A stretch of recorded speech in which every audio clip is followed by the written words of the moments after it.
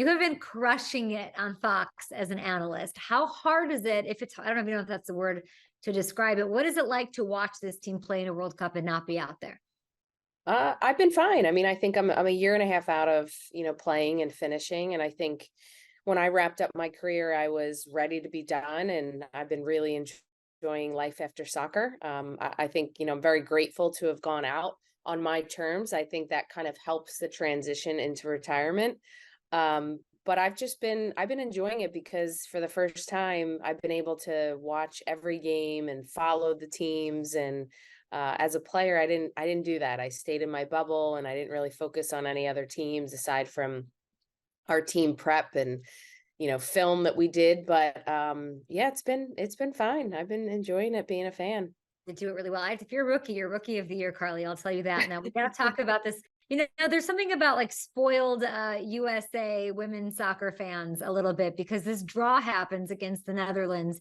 And, we're sort of used to the domination in the group stage, right? So the reaction almost made it feel like a loss when it was the draw. What did you make of the match? Yeah, I think, I going into this World Cup, I wasn't expecting the team to come away with, 13 goals against Vietnam.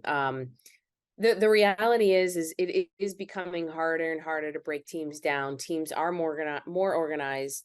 There are more resources and more support, and there's more competitive training and games that a lot of these teams are playing.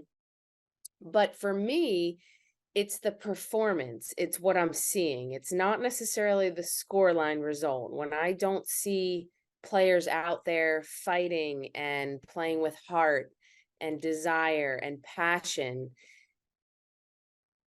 that to me is a bit alarming. And so I think that, we saw Vietnam be very physical to the US in the first 10 minutes of that game and really, was kind of taking charge. Yes, the US came away with a win, which is great. They had a lot more chances they probably could have finished, but that happens. I understand that. And then the game against the Dutch, first 7 minutes coming out, great. They were pressing and all that. And then after that, you just felt this flat, dull lack of energy that was going on in the team. And the Dutch were literally playing around the US team all throughout the game. The second half was a bit better, but for me, it's the performance. It's what I'm seeing on the field and the actions. You see Julie Ertz lunging and saving probably a goal that could have happened late in that second half. That's what I want to see more of. Lindsey Horan getting angry, getting mad, then goes and scores that goal.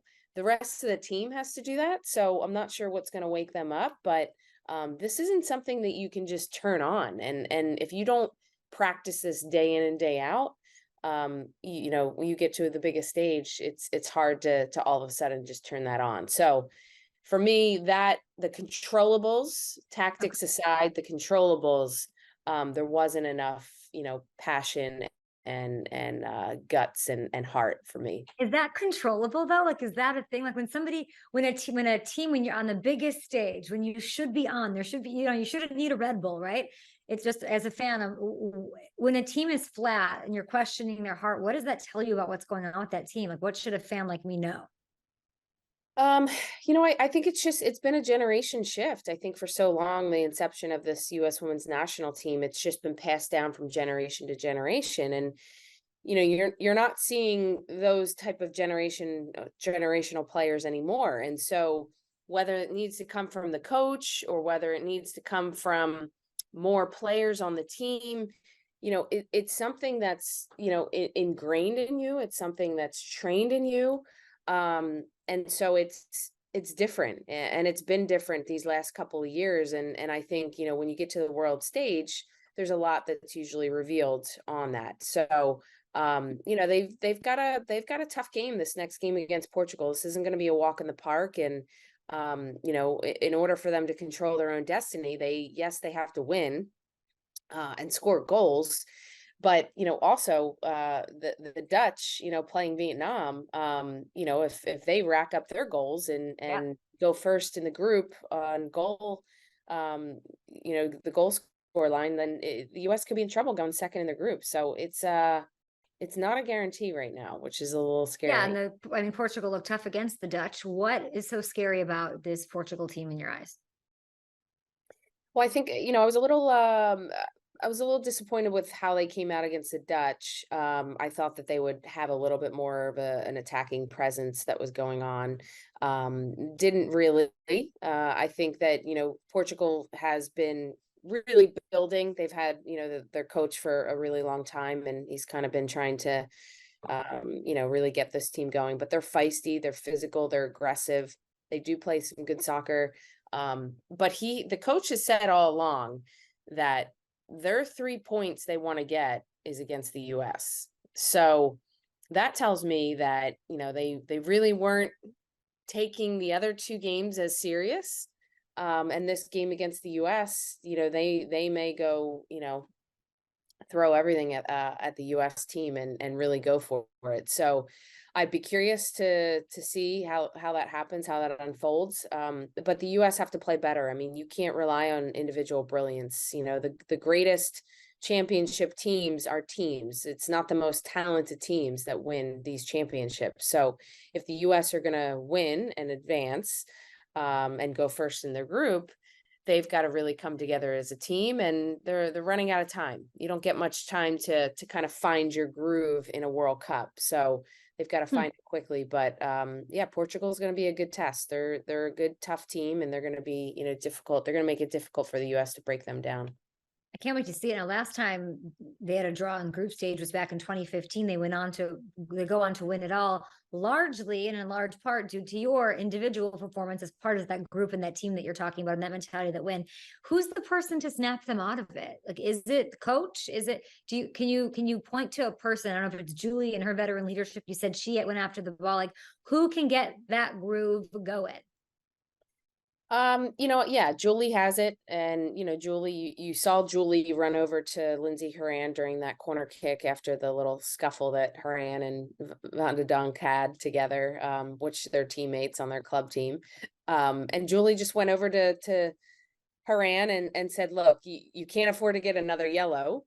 Just go put the ball in the back of the net. And that's exactly what Horan did. And, I've seen an angry Horan.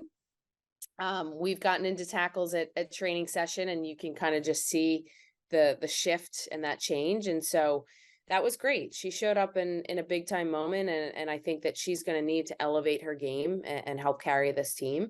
But others, I mean, Kelly O'Hara has that grit and that determination.